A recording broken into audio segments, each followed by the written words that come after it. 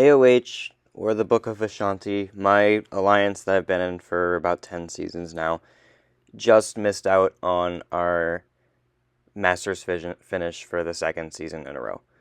We have only placed Masters twice. That has been the goal for us to hit for many seasons now. Last season we did miss it because we genuinely just didn't play well, but this season is a bit different because we legitimately got scammed out of it. So in this video, it's probably not going to be too long, but I'm just going to be talking about what happened. It's a day after it happened, so I'm a bit more chill than I was yesterday, but yesterday I was like insane and just freaking out on we had like an officer phone call and stuff about it, but yeah. So as you know, there was only 9 wars this season.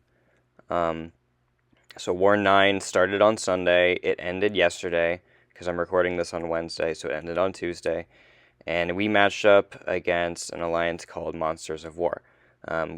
Going into this, we thought we could handle it, because they were only 1 placement ahead of us, so we're like, okay, so we're probably relatively even in power level, right? But also, some other alliances who had matched them before were accusing them of cheating. And we obviously didn't know if any of this was true or not. We didn't really do any investigations. We were just focused on our own kind of plan to make sure that whatever happens, we do whatever we can to win, right? So that's what we did. We played the war out, and then at the very beginning of the war, this is what the scoreboard looked like. So obviously, you can see we were winning because we didn't take any fights yet. But they had died twice in their first 19, which is really, really good, right?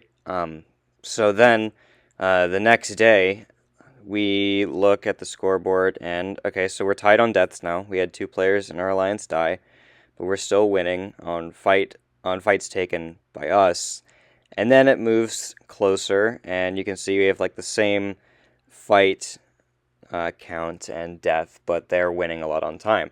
So at this point, I was like, I don't think they're going to die again. So I'm going to force my players to play with recoils on the very small off chance that we can win on fight duration. Turns out that did not happen. I caused 2 deaths, basically, because of forcing my player to run with recoils, which it wouldn't have mattered anyway, because they didn't die again. They finished the war with 2 deaths.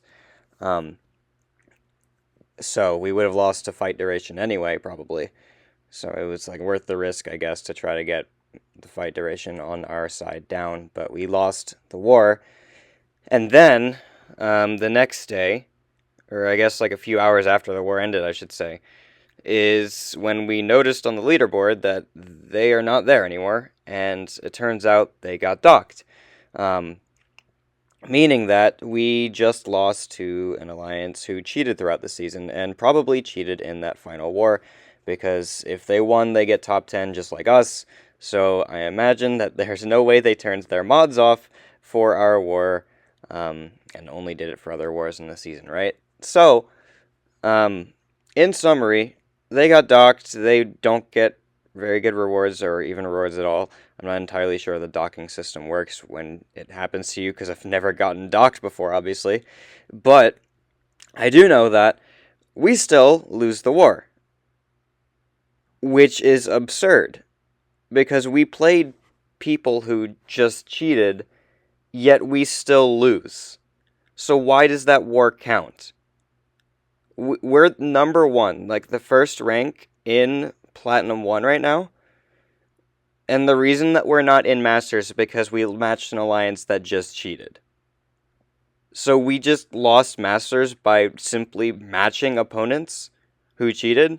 Like, we just lost Masters the moment that we found out who we were playing against, basically. Like, why does this war count? I'm not asking that you give us the win for the war, that would be stupid, but, like, it should just be neutralized. Why? I don't understand why we fall to Plat 1 because we fight an alliance we can't beat because they're frickin' cheating against us. How does that make sense at all? Like, why are we suffering just because we matched people we can't beat because they cheated, right? this is completely unfair to all 30 of us in our alliance. The amount of effort that we put into getting this Masters finish after we failed to last season was incredible, and to lose it because of something as stupid as this is one of the most I think it's the most frustrating experience I've ever had in this game. And also the most frustrated I've been at a scoring system in this game. Because why the hell are we suffering because we play people who cheated like this? And I know they got their comeuppance because they got docked, right? But we still are on the receiving end of it. Why is that not justified? So, and even as an officer, like, I put so much effort into getting my players prepared and setting them up for success as much as possible. And to know that I was able to do that and we're still going to lose because of something that's stupid is just unbelievably discomforting and disappointing. I don't even know what else to say now. I'm just extremely pissed off. And I don't think I've been more frustrated with a Kabam scoring system as I am today.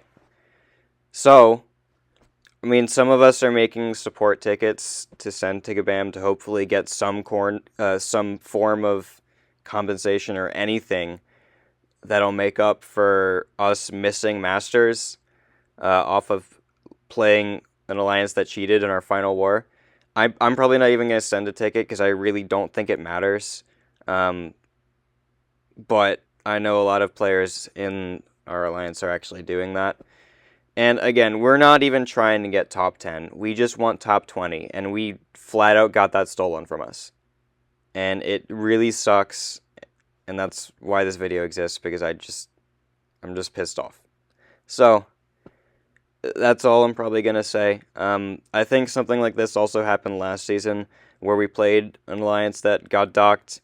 We didn't lose Masters because of it, so that's why I don't really care about talking about it. We were going to hit Plat 1 anyway, even if we beat them. But this is just insane.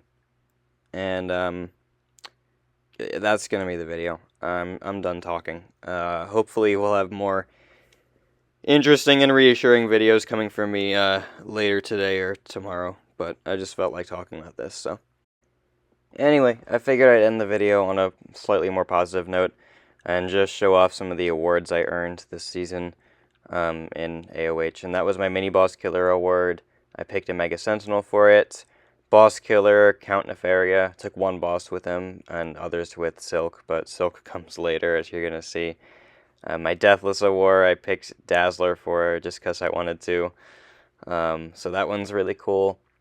And then the next one, Battle Group MVP, was me with Silk. I took 20 more fights than the second most taken player, and I didn't die once, so that's kind of the reason for that. I got overall Alliance MVP as well, which is the first season we're actually doing this, so I'm glad I was able to pick that up. That's pretty cool. Picked Arcade for it because he's my favorites. And then my new Discord profile pick is going to be a Mega Sentinel. So, yeah, at least that's a cool way to end the season, right? I got a lot of cool awards thanks to my leader, Strange, who makes all this stuff for a bunch of Alliance members. And, yeah, that's it. Thanks for watching this video, and I'll see you in the next one.